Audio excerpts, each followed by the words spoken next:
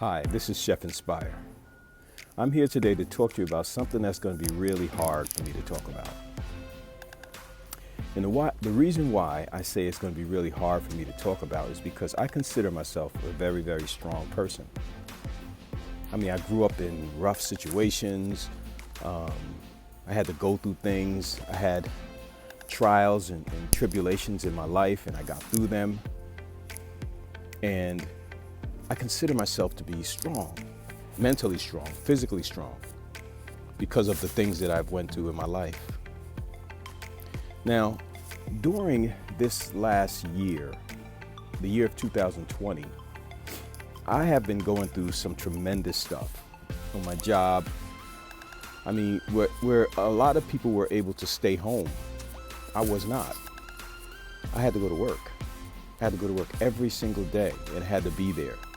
And when people were coming to me, my employees and coworkers coming to me crying, saying that they're scared to come to work, and why can't we close the building down so that we can stay safe in our homes? I'm trying to talk to them and tell them, listen, we're providing a service for these people, and they need us, and we need to just strengthen ourselves and push on, because this is something that we're doing to help people. So this must have happened. I mean, it must have been 20, 30 people that came into my office crying, just freaking out, because of this coronavirus and all of the effect that it's had on them and their family members. Some people came in, my uncle died last night, my cousin died last night, and I don't know what to do. I don't know how to handle this. And I tried to tell them that there is a program in my job that they get to talk to a counselor, and that they can speak to them and try to analyze some of these problems and try to figure out how to handle them. Because whether you believe it or not, we've been going through tremendous stress in the year 2020. And the stress is not just regular stress. It's stress that we've never seen, that my mother has never seen, that her mother has probably never seen. The stress, a post-traumatic stress of being in a war-type environment where we are pretty much martial lawed into staying in the house and nobody could come outside. There's curfews going on. There's death tolls being talked about on the news every single day. You see people saying, I'm not coming to work because I'm scared, and I still have to be there. People social distancing and people all around me dying and experiencing tremendous, tremendous hardship. So it was very stressful, very, very, very stressful. And me, the way I handle my stress is I try to work out, I try to do other things, I meditate, and I do all these things, but I never realized the effect that this situation was really having on me. Because me, I can handle stuff. I grew up in the projects, you know what I mean? I've seen stuff that happen every day. I see people get shot and killed, and it's like normal. But this was not normal. It was something that shook me to my core. And as much as I tried to stay away from feeling overwhelmed or feeling anxious, I kind of went through it. But one day on my way to work, all of a sudden I start feeling my heart start to race. And, I had just got finished running 5 miles, just got finished doing dips and push-ups and, doing my normal routine in the morning. And all of a sudden, my heart started to race. I'm on my way to work, and I'm experiencing this heart race that I've never experienced before. I felt like I was getting ready to have a heart attack. So what I did was I turned around and I went to the nearest emergency room. When I got to the emergency room, the doctor says, you know what? I don't know why this is happening to you. Your heart is racing, and we need to stop it from racing. And he asked me, what's going on in your life right now? And I didn't even think to bring up my job and me in this corona stuff and all that stuff. And I was saying nothing. I'm cool. Everything is great. You know what I mean? I got a job. I'm working. I'm healthy. So I'm not sure what's going on. To make the long story short, they had to give me some type of medication to bring my heart rate down. And later on, I realized, after all the tests, after wearing heart monitors and all this stuff, trying to figure out what's going on, is that it was a panic attack. Yes, your boy had a panic attack. Something I never experienced before. It was from the built-up anxiety that I was dealing with. It was not letting up. Every time you look at the news, the death toll has risen to 25,000 or 150,000. I mean, just numbers like that, and just people saying stuff like that was enough to make anybody afraid. But me, I tried to stay away from the news. I tried to stay in a positive sense and listen to stuff that is going to build me up and strengthen me, and try to make videos to help people, to cause them to feel good. But what started to happen is these anxiety attacks became more frequent. I would find myself at work and just feeling anxious for no reason at all. No reason at all. So I'm wondering what's going on with me. Am I going crazy? Is something I'm bugging out or something? What's wrong with me? I mean, I never experienced anything like this. So this went on for a couple of months without me telling anybody, because what am I going to tell people? That I'm freaking out at work? That I had to go into the bathroom and gather myself and pull myself together because of these panic attacks, because of the anxiety that was going on? I couldn't tell nobody that. Because why? I'm a strong man, you know? I can handle this, you know? This is what I do. I've been doing this for over 40 years, you know? But I have not been doing this over 40 years. I have not been dealing with the coronavirus. I have not been dealing with the repercussions and the stress, the tremendous stress of getting up to go to work when everybody else is staying home, of going to work, and once I'm there, experiencing people break down and cry in my office saying, I can't handle this, I don't know what to do. Being short at work, not because people not coming in, they're saying I'm not coming to work because I'm afraid. And me, I have to be there. I have to be there. I had to take care of the people. I had to take care of the residents. I had to make sure that they eat. If I wasn't there, and then when we had snowstorms, I had to go and pick people up and bring them to work and make sure that they got there in order for me to have my staff working. When other people were chilling, they were staying home, working from home. They had the luxury of working from home. The stress became overwhelming. It became like a post-traumatic stress.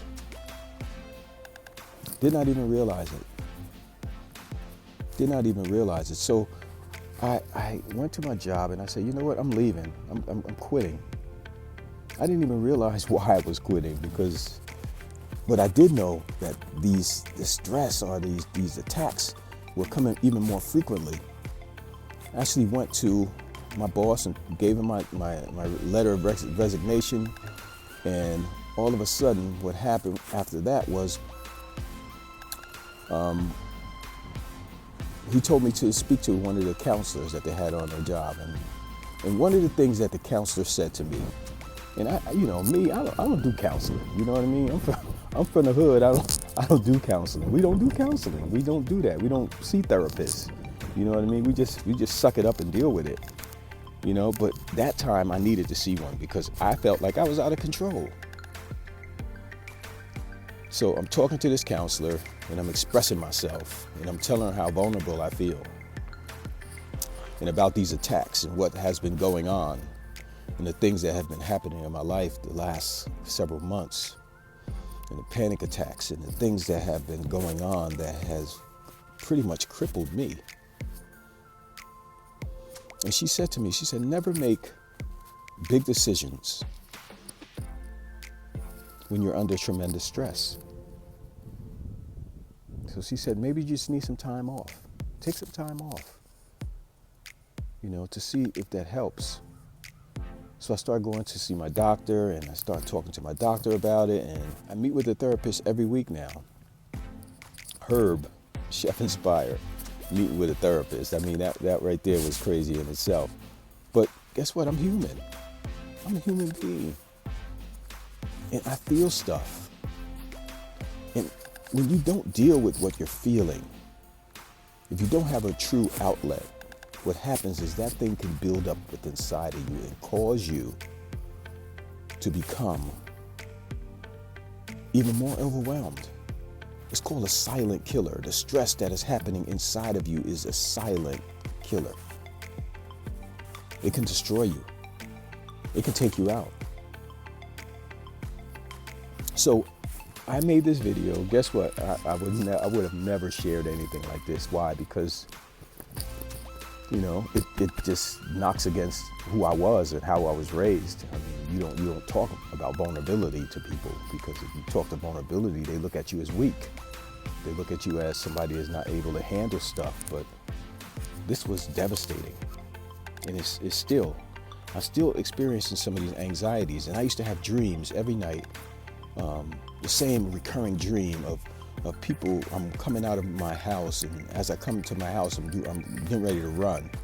So I'm running, and then all of a sudden I see a person laying on the ground, and then I go around a corner and I see 3 or 4 people on the ground, and then I seen this truck pull up, and as I turn the next corner, I seen hundreds of people laid all over the ground, and the truck going by, taking these dead people and throwing them in the trucks.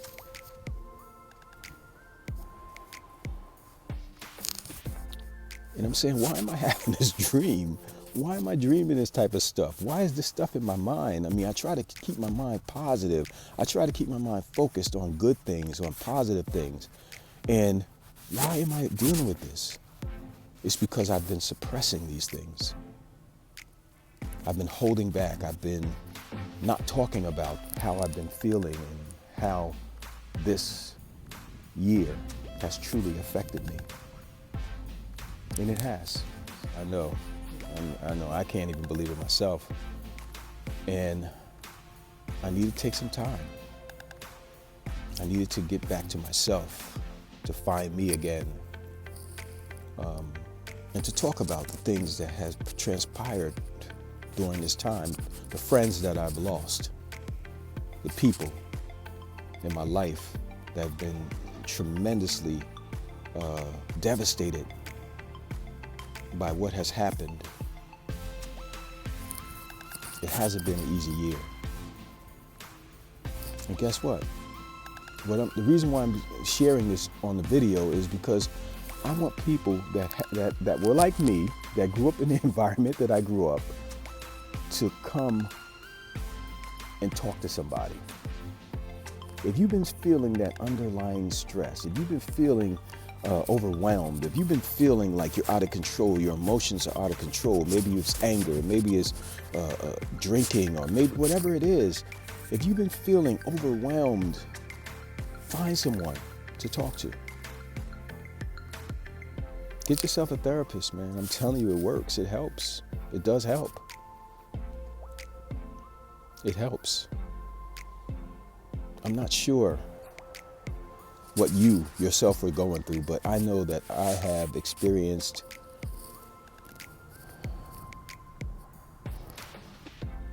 what I've experienced this year.